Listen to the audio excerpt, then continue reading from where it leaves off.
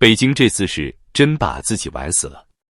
为了死保人民币汇率，央行大笔一挥，直接把流动性抽得干干净净，活脱脱上演了一出挥刀自宫的惨剧。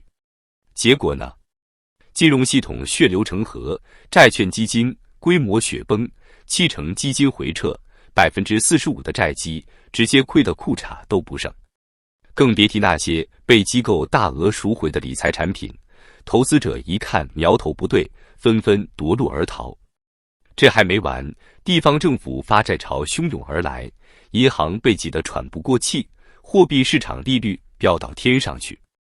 彭博社都看不下去了，直呼北京这是自曝式救汇率，压根不管市场死活，反正肉都在锅里嘛。可笑的是，北京这波操作暴露了一个血淋淋的真相，他压根没本事打多线金融战，一出手就顾头不顾腚，左支右绌，连自家后院都保不住。咱今天就来扒一扒，这场自毁长城的闹剧到底把中国金融搞成了啥样？数据说话，吓死人不偿命。先说说央行这波骚操作，为了撑住人民币汇率，北京不惜釜底抽薪，直接把流动性抽成了真空状态。根据彭博社的最新报道，2025年前2个月，中国人民银行在日常公开市场操作中净回笼资金高达数千亿元，创下近4年新高。结果呢？基准货币市场利率和政策利率的利差直接拉到4年来最宽，7天期银行间回购利率一度飙到 3.5% 以上，比市场平均水平高出一大截。这说明啥？银行间拆借资金的成本已经贵到离谱，连短期借款都成了奢侈品。更扎心的是，央行压根没打算松口。上周五虽然象征性的放了点水，但市场那叫一个杯水车薪，紧张状况根本没缓过来。路透社的数据显示，今年1月以来，银行间市场日均交易量萎缩了 15%， 流动性紧得跟绷带似的，稍微一动就崩裂。这还不算完，彭博社还爆料，北京为了避免人民币进一步贬值，甚至连降准降息的口子都不敢开，生怕一松手汇率就崩盘。可问题是，这么硬撑着，金融系统还能活几天？再说说债券基金这块重灾区，央行一抽血，债市直接炸了锅。根据中国证券投资基金业协会的统计，截至2025年2月，全国债券基金总规模较去年同期缩水超 20%， 从去年的 8.5 万亿元跌到 6.8 万亿元，整整蒸发了 1.7 万亿。更恐怖的是，7成债基净值回撤，45%的基金直接亏得血本无归。Wind 数据显示，今年以来，债券基金平均收益率跌到负 3.2%， 创下近10年最惨纪录。机构投资者一看这架势，跑得比兔子还快。中国金融期货交易所的数据显示，仅1月份，机构对债基的净赎回规模就高达3000亿元，占比超过总赎回量的 60%。有个典型案例，一只规模超500亿的明星债基，半个月内被赎回了4成份额，基金经理急得满头大汗，直接在朋友圈喊话：别跑了，再跑我真要喝西北风了。可投资者哪管你这些，钱袋子捂紧了才是王道。更惨的是那些散户。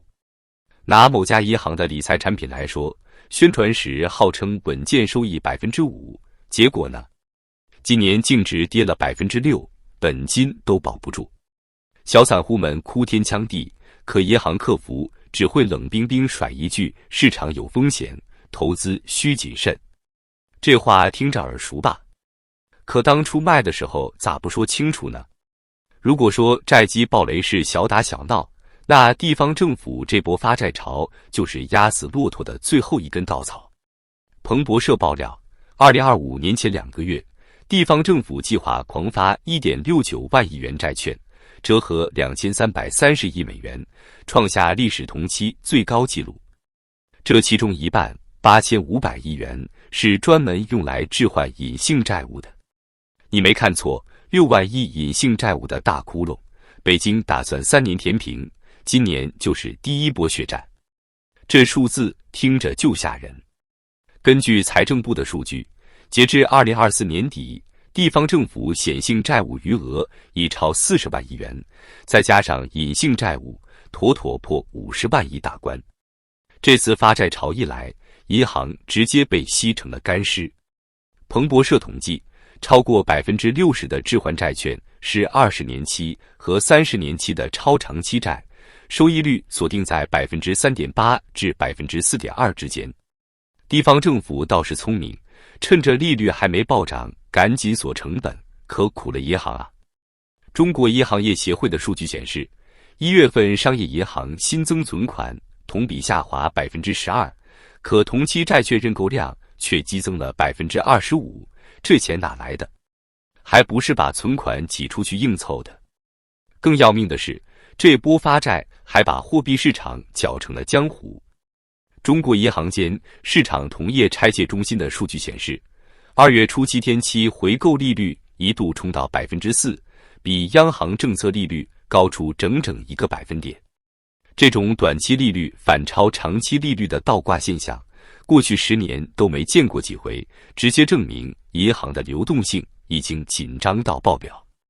北京这回是铁了心要保汇率，哪怕市场血流成河也在所不惜。官方的逻辑很简单，肉都在锅里，只要人民币不崩，外贸还能撑，金融死活无所谓。可问题是，这锅肉真能保住吗？数据可不这么乐观。根据国家统计局的最新报告，2025年1月，中国出口同比增速跌到3.5%，比去年同期少了整整10个百分点。进口更惨，直接负增长-2.8%。这说明啥？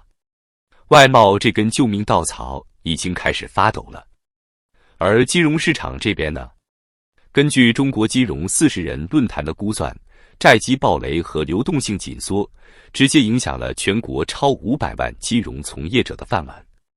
这还不算物流、保险、支付等相关行业的连锁反应，保守估计，失业潮可能波及1000万人。